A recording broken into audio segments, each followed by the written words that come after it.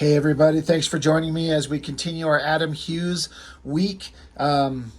Before Watchmen, back in 2012, DC Comics decided to do something that was very controversial and start just mining the content of Watchmen to see what more they could get out of it. I guess I kind of can't blame them, considering it's one of those titles that's just been maybe the biggest, most important comic book in the history of the medium. Arguably, but tends to be, whenever you talk about the most important book in comics, it's always Watchmen in the mix. And rightfully so, for a million reasons that I'm not going to get into because I'm not an expert on it. I've read it, I like it, I enjoy it, I appreciate it. But they decided to go back and do a series of books based on Watchmen, and they got quite the roster of talent for all the books, and I got most of them. I don't know if I got all of them, but the one I was most excited for was the one that Adam Hughes drew. I was a little surprised when they put him on Dr. Manhattan. You'd think it'd put him on Adam Hughes, he draws the hot girls. Let's put him on a book with hot girls. I mean, don't get me wrong, he finds a way to get them in there. But it's such a beautifully drawn book. It's so good. I keep saying this because we all know what Adam Hughes is famous for, what he's popular for. The beautiful girls, of course. But he can draw anything. And I mean anything. And this series is just another example of how he can do anything you put him to task at. Doesn't matter what it is. You want him to draw Transformers, he could make the most awesome Transformers book you've ever seen. You want to see him draw hot girls, he'll be the most beautiful book you've ever seen. You want to see him draw Watchmen, we got it. It's a 4-issue series. Let's see. I'm trying to, as always, see if I can't get as many of them in here. First off, this cover. I love this cover so much. It is so damn good looking. I've got a little magnet of this on my fridge. It's about, 3x5, sitting on my fridge. So I see this image all the time. Issue 2 is like an old school homage to like a old campy comics or magazines or something like that. Kind of an interesting design there. Dr. Manhattan amidst nuclear explosion and dead bodies everywhere, which if you know the Watchmen story, you understand the relevance of it. I keep looking at all the detail drawn into this explosion, the coloring on it, and then all these bodies being vaporized around him. He's so good. I believe Adam Hughes does the coloring on the covers as well. I'm almost 100% certain of it because it looks so like him. He does not do the coloring on the inside. He pencils, inks, and then they've got a different colorist. And then, of course, the cover to the last issue, which kind of bookends, similarly to the first issue. I would love to have full-size posters of either of these. I can't decide which one I'd rather have if I could only have one. Maybe this one. Just because she's a little bit more prominent. I like the color around her. Anyway, we're going to go through them all. Just because. The basic gist of the story is obviously it's through the context, the perspective of Dr. Manhattan and his kind of a little bit more into his personal thoughts in his role in the events that happened in Watchmen and his own personal life. His personal experiences, his history as a kid, and his kind of understanding of what he's doing in the universe. And specifically talking about how choices can go one way or another, left or right, up or down, black or white, regular or crunchy. There's different ways to do anything, and your choices define your reality is basically what it's getting at. And of course, Adam Hughes, just beautiful opening page with everyone and this. It doesn't look exciting in the terms of a big explosive action comic book page. When you want to think of explosive action comic book pages, and you bust out an issue of X-Men or something like that. I'm just looking for something for comparison. What looks like an exciting thing to draw? This stuff looks like exciting things to draw, right? Wolverine and cool face shots and stubble and claws and muscles and hot girls and all that kind of stuff. But then to draw a scene like this, a scene at a funeral, gravestones, people in regular clothes, umbrellas, basic backgrounds, it looks simple, but if you think it's easy to do, if you don't know what you're doing, the basic fundamentals, you can really screw it up and make it look terrible. But of course, Adam Hughes could draw anything. So, oh, and also I just want to point out, Adam Hughes, but written by J. Michael Straczynski. I've read several things of his. It's been a long time. I don't actually know what he's doing these days, but he did a big long stretch of comics in the mainstream for a long time, and I read several of them. He did Spider-Man for a bit, and I think he did that. What the hell was it called? It's like that Extreme Power that Gary Frank drew. I have got them all busted out. I definitely want to go over them. They were like, I think Marvel Comics answer to like the DC Comics Justice League. There was a Superman, a Wonder Woman, a Batman, but all alternate versions and alternate takes on them. I believe he wrote that, and it was a really good series. There's nothing of his that I've read that I haven't enjoyed. And I think he did a pretty damn good job on this story. I'm not going to get too crazy into the story because there's so much to it. And with 4 issues, I don't want to go on too long. But it's like flashing back to when he was a kid in Germany in 1938, unwrapping a birthday present. And until he unwraps the present, he doesn't know what's in it. Could be a cat, could be a bear, could be a baseball mitt, or it could be this crazy, wild-looking clock. Does that clock look familiar to anybody? It should. Whatever's in the box is a mystery. And it kind of cuts back to the intrinsic field chamber where he gets turned into who he is. Like, what's in the box, and how does what's in the box until you open it up, what comes out? You never know what could be in there. And then, of course, he's always had a fascination with putting things together, clocks and clock pieces and things like that. This is all part of the story.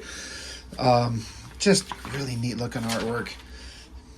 And of course, none of this is relevant on any level if you've never read The Watchmen. Like, I bet you could read this and you could probably get some enjoyment out of it if you've never read the original work by Alan Moore. But man, I couldn't imagine, the level of understanding that you have to know the original work to get something out of this is so profound. He's talking about here, he says, accidents happened except they don't. So why am I what I am? He's like, everything happens for a reason, but I shouldn't exist, but I do. How does that work?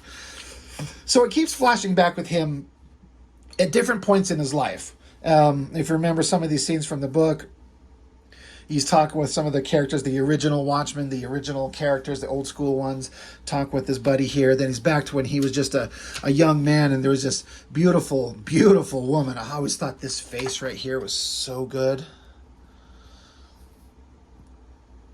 But he's always like wrapped up in his own stuff. He's very kind of a quiet, nerdy guy. And she's like, it's a beautiful day. We're all going down to the lake. Like, come on. A bunch of the guys said that you wouldn't go, but I said you would if someone would just ask you. She's like, so I'm here. I'm asking you. You should like do something crazy and wild. Let's go. And he's like, I can't. I have to finish this. And she's like, all right. Hoping you and your gears will be very happy together, like missing out on life. And he just goes back to his symmetry, order, and control. And the story continues, going back and forth between him being a scientist, working on that field chamber. Of course, it's Dr. Manhattan, and to stay true to the comics, he's walking around with a little blue self hanging out. Cutting back to more scenes where it's kind of that scene in Watchmen where he's with the girl that he was with, the first woman he fell in love with and stayed with even after he got turned into the blue super being. But then he started noticing this girl, the super beautiful girl over there. And he's talking about how microscopic changes in the universe can alter the course of history in the future forever. So there was a part where the team, the original Watchmen team, they're talking about pairing up to go handle, to go do superhero shit. So they did this thing where they put all their names in a box and he was drawing random names. And so he's like, all right, the first up is Dr. Manhattan. That's his symbol right there. So I guess what they're getting at here is that he was going to pull out Rorschach's thing and pair up Manhattan with Rorschach. But because he didn't want that, he just alters reality and changes what he pulls out from that to the Silk Spectre so he could go hang out with her. And then there's there's a split between what might have been and what now is. He could have been out with Rorschach, but now he's out with her, and how that changes the course of the future, especially if you know how the book goes. How everyone could have been teamed up differently. Love happens, but love could have not happened. It's all about choices and just, do I do this or instead of doing that? It's a really interesting kind of concept that the whole book kind of filters into. And it keeps cutting back to the story that you know in the book itself. It always comes back to that as like the focal linear point of the stories. And again, just more going over the story of Watchmen. Again, I'm not going to get too much into it, but the drawings, he can draw likenesses. It looks like Kennedy. It looks like Nixon. The Rorschach, the beautiful girl's face. God, I forgot to mention, because Adam Hughes does the penciling and inking, but on colors is this Laura Martin. She has done colors on so many books that I've gone back and like, oh yeah, she did the coloring on this. And it is so incredibly good. And I think Adam Hughes, for expediency, he can't color everything. Although, like I said, he likes to color his own work, but you just don't get through a 4-issue miniseries in any kind of like timely manner if you're doing everything. So he's got to hand it off to a color. So this Laura Martin is amazing. And if you see some of the cool shit that she does, it's just beyond incredible. I love it. And there's many things in here that we'll look at where just beyond the Adam Hughes beautiful line work, you will see the coloring is just amazing. This is set after Dr. Manhattan. John Osterman has had his accident. His father's like, where's my son? He's not dead. He can't be dead. But then, we got to piece them together like a broken clock. You got to reassemble the pieces, which is exactly kind of what Osterman did. He understands he would take clocks apart and reassemble them. So he kind of learned to reassemble himself after several days, just like in the comic. I thought that was a really interesting way to tie back and kind of explain what he does and how he does. And then he's just going on about his existence and cause and effect and quantum fluctuations and all this interesting kind of wild stuff. It's really interesting. You'd have to pick it up and read it. Look at the wild coloring going on here for a guy that lives in an existence of like, he's got superpowers and he can see possible futures, but he can't necessarily control them. He just knows that they're coming. Something to that effect. Anyway, I've tried to like avoid getting too much in the story because I'm going to misexplain it and then everyone's going to come at me and tell me that I fucked it all up, which is fair. But anyway, it's just, going over his existence and getting into that chamber and becoming who he is. It's like he's traveling through time, watching it happen. He exists in all possible moments and he sees it happening and it is what it is. He has to become what he is. So issue 1, great artwork. I should say, I feel like the most interesting parts of the story were kind of in issue 1 and issue 4. Issues 2 and 3 are all very good, but they were a little bit less interesting in some places. But of course, the artwork is fantastic. The lighting on these faces, I just observed that, study it. I'm like, God, it's so good. It looks so simple, but it's not simple. He's getting back to, the thing of the clock, the time, the hands. That's obviously always a big factor into it. He's back talking about the times where he was getting together this relationship with, was it Janie? Was that her name? God, it's been so long since I've read the original work. A little bit of a naughty scene right there. That's an ambitious angle to choose too, when you're going to draw like a sex scene between two people. I would never think of that angle. But it works, kind of hot. But anyway, he gets up here and they're at one of these carnivals or whatever, and they're talking about all kinds of different stuff. But he's trying to win her a prize. So he throws, misses 1, misses 2, and then he winds up for a third one. Boom, nails it right on target. And he's like, well, here you go. She says, thanks. And John's like, well, just a second. There's something wrong with this. I'm like, what is it? It's torn back here. This little doll's torn. Oh, it's not that important. He's like, oh, I disagree. I think it's very important. See for yourself. So in the back of the little doll, where it was torn, she pulls out a little box with a ring in it. And this is how he proposes to her. And she's like, oh my God, you set this whole thing up. thank you. They're happy, they're in love. And I thought that was a really kind of cute little moment. He's like, hey, thanks again for your help. He's like, my pleasure, pal. That's what I'm here for. There is Dr. Manhattan observing his moments in his life. Cut forward to when they're going to get married. Just more conversation about what's going on, what the future could hold. And then here he is. Excuse me. Getting back into it's time to make a choice. You go left or go right. What happens if you go this way? What happens with your future if you decide to go and do this one thing? And what happens if you go this way? And you think about it, we all probably go through our daily lives just doing kind of the mundane everyday tasks and just doing the things to keep our lives kind of normal and predictable, because life throws plenty of curveballs. But if we're stupid, you can go off and do something crazy with a simple little moment, and change your future forever in the worst possible way. But sometimes you get lucky and you do something wild and you do something different, and that leads you off to go do something amazing. It's kind of a crazy existence, is a wild thing when you think about it. But to piggyback off this, where he's like, well, you could go left or right. Double page spread showing here's one possible future, here's the other possible future. It's the exact same drawings, except the news reports are different here. There's one thing that happened here, different thing that happened here. Their lives are the same, but, there's different things happening in the world. So it's an interesting way to get around having to draw multiple pages. We can just mirror the exact same thing with one tiny little change here. But just showing the disparity of choice. And I really think that's interesting. This does another same thing where it's the Cuban Missile Crisis. And in this reality, you got the comedian there, and this soldier, he's like, I object to this on the strongest possible terms. The president has no right. And the comedian's like, some decisions are too important to be left to the conventional military. This is an intelligence issue.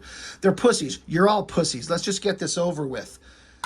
Let's get it all over with. Boom. They fire, hits the ship, leads to war, leads to the capital annihilated. That existence has wiped out everything. Meanwhile, in this reality, the same situation, you got Ozymandias there. The soldier said, I disagree with this. And then Ozymandias is like, some decisions are too important to be left to the conventional military. This is an issue of intelligence. They don't want war any more than we do, so let's talk this over. Let's talk it all over. Shows little radio towers beeping and communicating. They get together. They said, hey, if we remove our Jupiter missiles, they'll remove their missiles from Cuba. Missiles removed, war averted. It's just all about choice and the way everything can go in one option or another. Getting back into their marriage, him talking about their what their future is going to be, a split of left or right. What do we do? The President Kennedy being assassinated, whether they catch the guy, just going on. You can kind of see a theme going on here, and I'm probably making it sound more boring than it could be. But then there's this big double page spread of the variations in things in existence and realities of what could be. This beautiful picture of her face and her body there. Rockets taking off. There's a scene where the comedian's actually happy to have the baby of that woman, the one that where she cut his face and he shot her while she was pregnant. That really fucked up scene. But there's a reality where he was happy to have that. There's a reality where an asteroid smashes into the planet. There's just all the possibilities of what could be. And this is what Dr. Manhattan can see. Then they get into this interesting thing here about Schrodinger's cat. Am I saying that right? Schrodinger's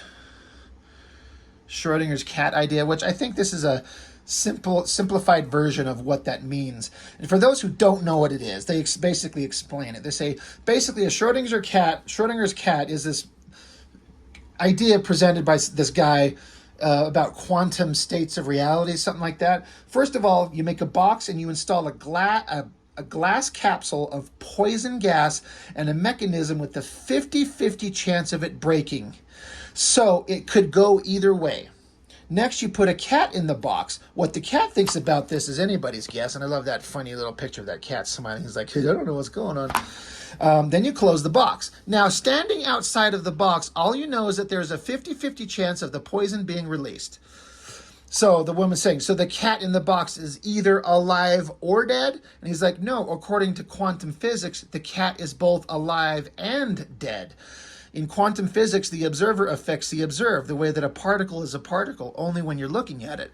Look away and it becomes a wave. Look at it again, it becomes a particle. So the cat exists in both states until the quantum observer opens the box and looks inside. Then the two quantum possibilities collapse into one reality. A live cat or a dead cat. So that's an interesting way of kind of looking at something when you think about it. If it's a 50-50 chance of that glass capsule and you don't know what's going on inside, he's alive and dead until we have, you observe it and see what the actual reality is. So the point being, whatever you may think you know, you don't really know what's in the box until you open it up and look inside. And it cuts to her opening up the box with her ring in it.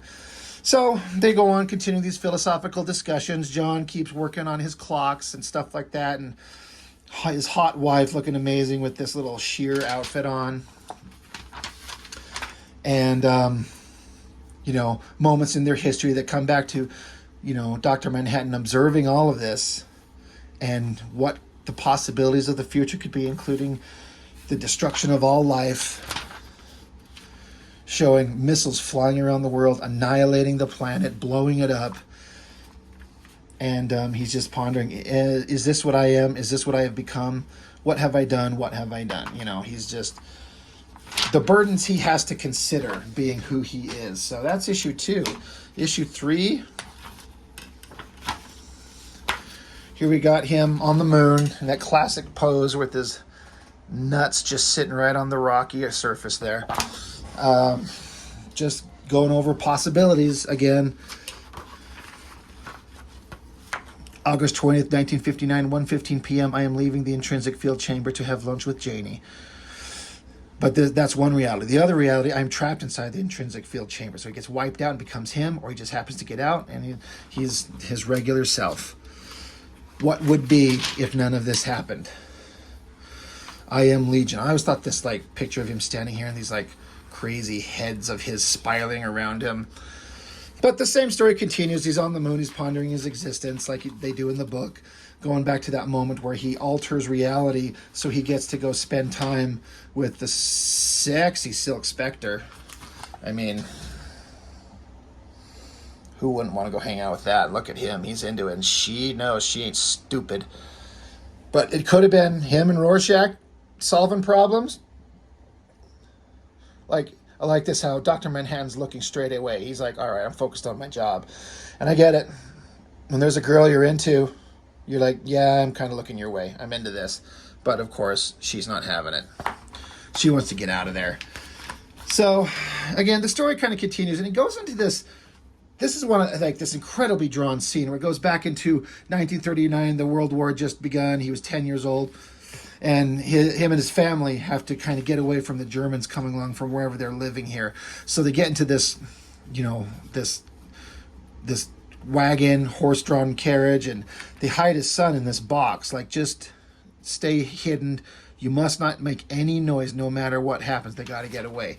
And this is one of those scenes where it's so well drawn, but the coloring on this sells the visuals. Just look at the color palette on this thing. It's dark, it's cold. It's amazing. They get stopped. Here's this this German tank. And you can see the scene of the kid here peeking out this hole. But then it skews over to show you what he is seeing outside of the hole here. And of course, Germans being scum that they are at this era, these Nazis, they search the wagon and they don't want anything to happen. I think the mom here, she jumps off and tries to get away. He shoots her. I love this pose and then how it's all this blue, but then this rifle shot, that bright color, shoots her down. And then the father pulls out his gun. They engage in fighting. Anyway, you can see what's going on. But just the drawings here, there's no hard black lines defining the borders. It's just all separated by the color. It's so well done. I could see some people not liking this and maybe finding it hard to follow. I would love to see the original artwork on this, the black and white of it. But this coloring job, that Laura Martin is incredible. It looks so good. And it continues here. Basically, they fight off the Germans. The mom is dead. And so the father comes back to the wagon, and there's the little thing that he was hiding his son. He's popping it open. He's like, please, God, let him be alive. And he is. He's like, John. Oh. I like how this John, as a kid, they even got this blue scarf wrapped around him to just link him to who he will become, the Dr. Manhattan. He's got a blue scarf as like a color connection to him. And then the coloring with the snow everywhere. It sounds stupid, but I don't know if I was noticing that there was all the snow in that previous page. It's not as heavy. It's kind of lighter here, but the snow gets heavier here. It's a little bit more prominent. It's just so beautiful. I can't get over this. Every drawing is so well done. The composition, the trees, it's just like a flat. I bet the black and white line work is just, there's no line work anywhere showing where the ground is. It's just left open in white, and the trees just come up out of the ground here. These down angles. Adam Hughes can do it all. I love those eyes, the perspective, like the wood textures on that box with the wood grain on the boards. It's just, this little 2-page spread, or both of these, this and this artistically might be my favorite in the book. It's really kind of hard to say. But then we cut to another scene. It's years later. The dad and the son, they're talking, getting more back into that clockwork, which, again, if you know the Watchmen work and the Manhattan's kind of fascination with the clocks. And then there's how realities could have gone one way or another. There's one reality where his son was shot dead and riddled with bullets, and another when he's fine. But back onto the moon, he's sitting there thinking about his existence. And then another awesome reality, where he's just kind of thinking about himself, like him as a kid, like his brains are exploding out as he gets altered into the Dr. Manhattan, all these scenes of his life. And it kind of does this clockwork visual thing going around. There's this one wild image. If you remember in the original book, there was the scene where Silk Spectre is making love. She's getting a little freaky, sexy fucky on with her little blue man here, but there was like multiple hands touching her. He like duplicated himself. Well, look at this scene. Like Adam Hughes is going to duplicate that shit. It's pretty damn hot. All these hands touching her, like her mouth is open, thumb in mouth, hands on chest. God, you freaking even can tell her legs are spread. Like that's some naughty shit. It's kind of subtly folded into this whole thing. It's so great. I love it. Look at these great believable backgrounds. This guy must be somebody. I wonder if he like took this reference from somebody. It looks like it's supposed to be somebody. Such a specific look on him. I love it. Anyway, just more him pondering his existence, his life choices. I know he keeps saying that, but that's what's going on here. Being in love with Janie, getting locked into the chamber. And then there's a moment where he's saying where he's locked in the chamber for the first time, and his past self and his future self see each other. We become aware of each other, all of us in the box together. Past, present, future, live cat, live John, dead John. Don't be afraid. And boom, gets vaporized. I do got to say, when I'm thinking about it, I am a huge fan of the Watchmen movie. I think it's about as good a version of the Watchmen as you could ever get. There was some little minor changes in the narrative that had to be done that I don't think hurt the overall. And the one major change, that major change being obviously that they made Dr. Manhattan in the movie, they kind of had some media manipulation to make him look like he's lost his mind.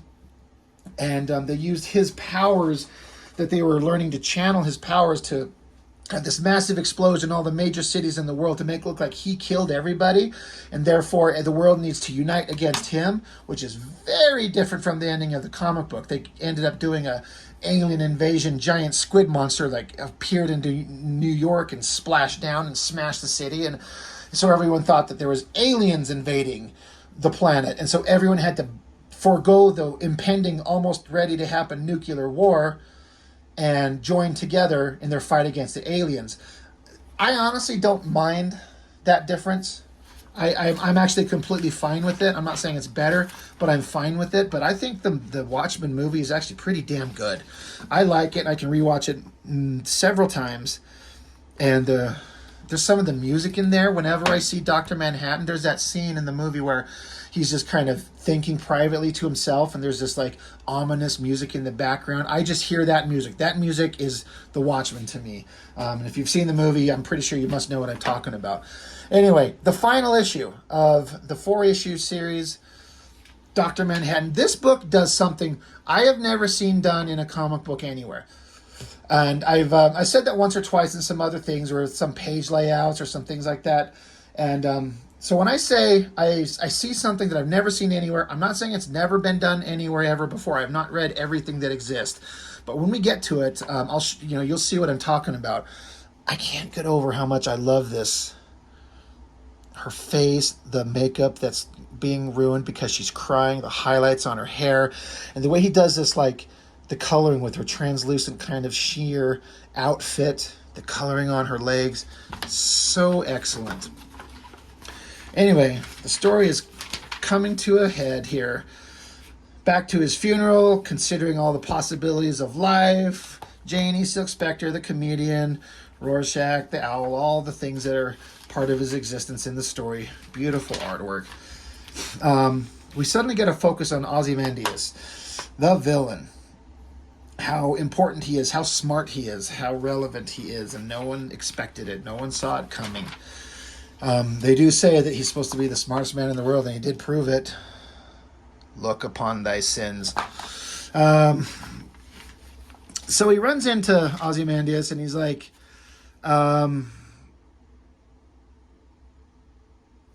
Ozymandias is like, you should have joined the fund. And then Dr. Manhattan's like, there was no point. You were winning. You had won. You have always won this fight. So, because he could see all variations of the future.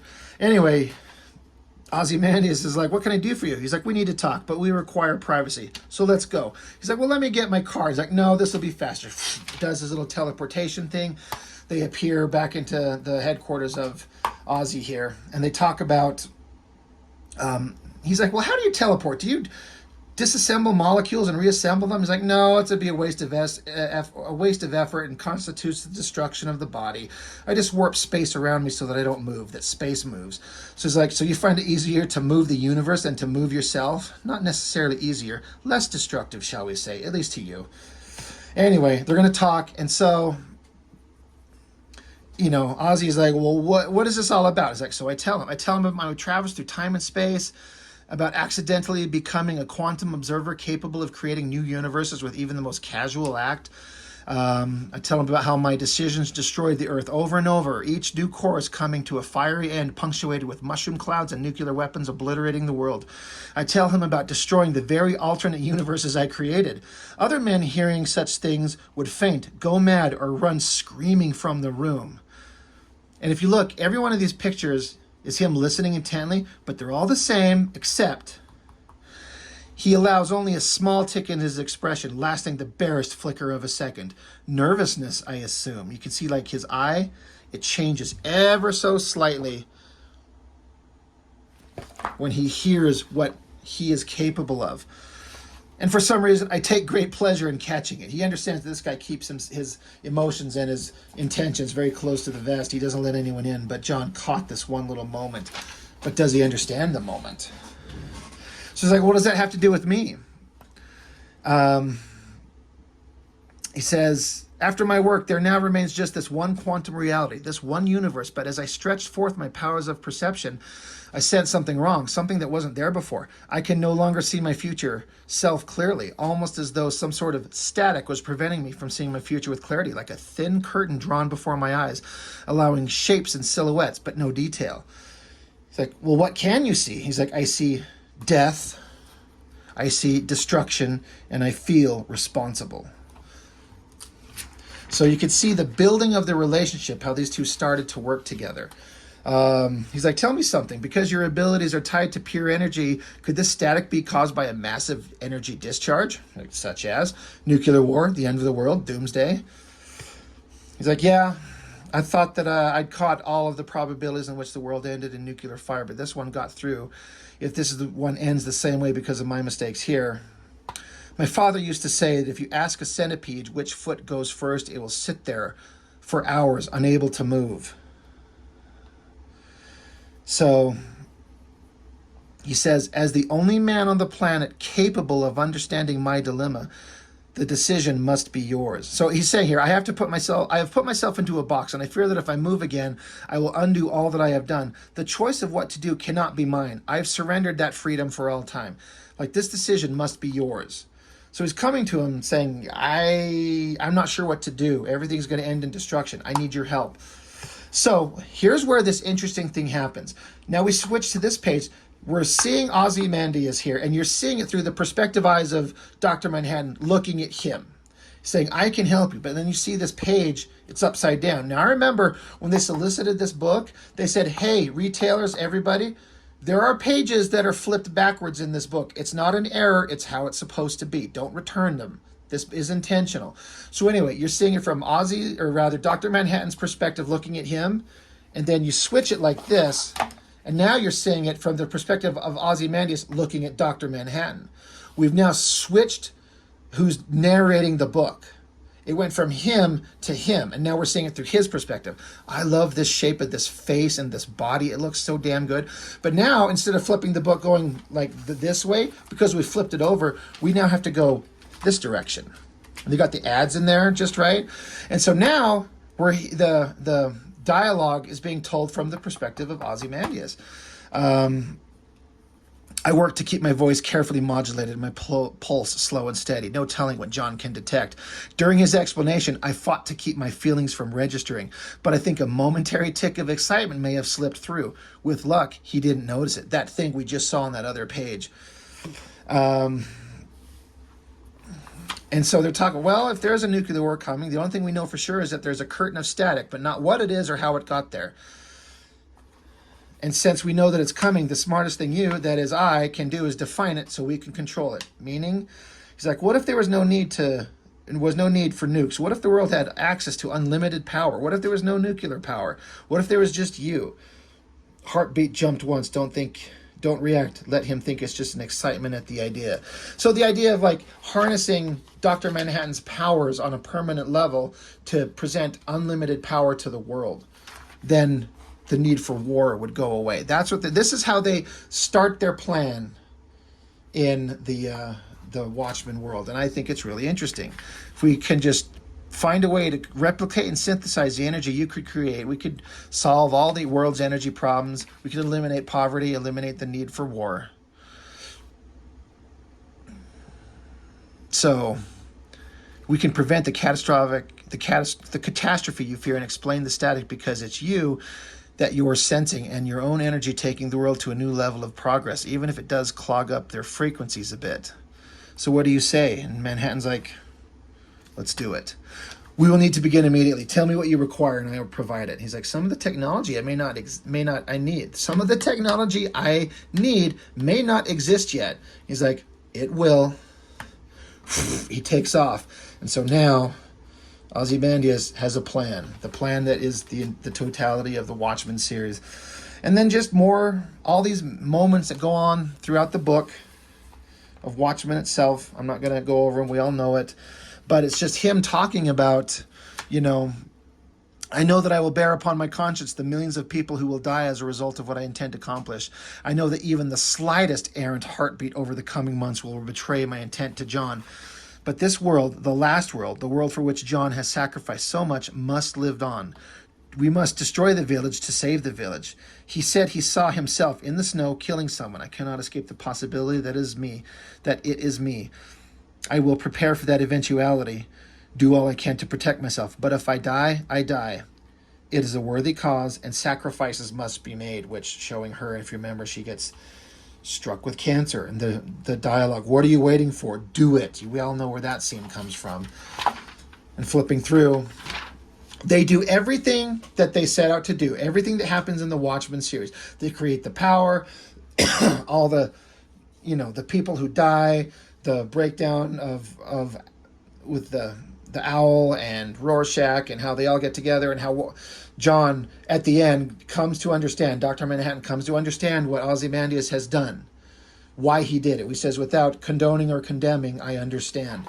And in the aftermath of it all, I hope you'd understand, like Rorschach, I hope you'd understand, unlike Rorschach. He's like, Rorschach is no longer an issue because, of course, he vaporized his ass.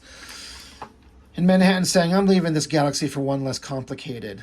He says, but you'd regained interest in human life. He says, yes, I have. I think perhaps I'll create some. Goodbye, Adrian. And John, wait, before you leave, and we come back to the same kind of thing, seeing it through Ozymandias' perspective, looking at Dr. Manhattan. I did the right thing, didn't I? It all worked out in the end. He's like, can you see the future? Was this worth it? And then the book, we go back to the perspective of Dr. Manhattan. He's saying the same thing. It all worked out in the end, didn't it? And he doesn't give him an answer. In the end, nothing ends, Adrian. Nothing ever ends. He disappears. He's like, John, wait, what do you mean? He's like, he wants an answer. Like, did all this betrayal that I did, all the lives that I sacrificed to bring about peace in the world, does it work? Does it solve our problems? And then, as we know, Dr. Manhattan goes and joins another galaxy or something like that. He says, I mean that the question, like the world, death, life, and the universe itself, are all matters of perspective. Look at this beautiful coloring on this space shot here. I love that so much. It looks so great. I've talked very much about how old comics and that old newsprint look somehow look better than modern comics. But this is a perfect example of this modern day coloring on this beautiful glossy paper. It just looks so beautiful, and this looks amazing. Like, this couldn't look better, I believe. The perfect combination of colorist and artist. So here on some distant alien world in some other part of the universe, there Dr. Manhattan appears, walks upon the ground, picks up some, he gets into the water and says, just a little energy to accelerate evolution, combine proteins and knit DNA into symphonies of elegance and potentiality. I cannot wait to see what this new box reveals. So he basically picks up just water, accelerates its evolution, basically God creating life, drops it back into the water. Perhaps you will become something amazing, and perhaps we will become something amazing together. I would like that. I would like that very much. So here's this planet, light shining upon it, the possibility of what could be. Who knows what he made a major choice as we've gone through the entire book of he did a thing, but what is the outcome going to be? It could go this way, it could go that way. It's just left up into who knows what until it actually happens. Again, this coloring is so great. So anyway, that is the end of it. That is the end of the 4-issue series of Watchmen by Straczynski, drawn by Adam Hughes. I think this series is pretty damn great. I enjoyed it a lot, and I revisit the artwork in these all the time. I just want to have these two covers side by side. I just think they look so good. So we'll end it right here like that, right? So, for anybody who's never read the actual Watchmen book, I mean, pick it up and read it. It's really worth it. And then these Before Watchmen series, I think they're worth it too. It may have been like some people want to call it a soulless cash grab to, cash in on the name of Watchmen. But I don't think that they went for the best possible talent that they could find. I mean, they paid through their ass for the writers and the artists to do this stuff. And I feel like the creatives involved know the importance of what they're doing. Like, this is Watchmen, and if we're going to do a continuation of it, we have to bring our best work possible, and I believe that they did, and I think Adam Hughes absolutely does. I think he brought the best possible work he could do, and it might be the most beautifully drawn book out of them all, and I challenge anybody to find something that looks better from the Before Watchmen series. So, it's all perspective, it's all subjective. But anyway, that's all I've got for now. Adam Hughes, he's so good. He can do anything, he can draw anything. And it always looks beautiful. So that's all I've got for now. Thank you for joining me, and I will see you next time.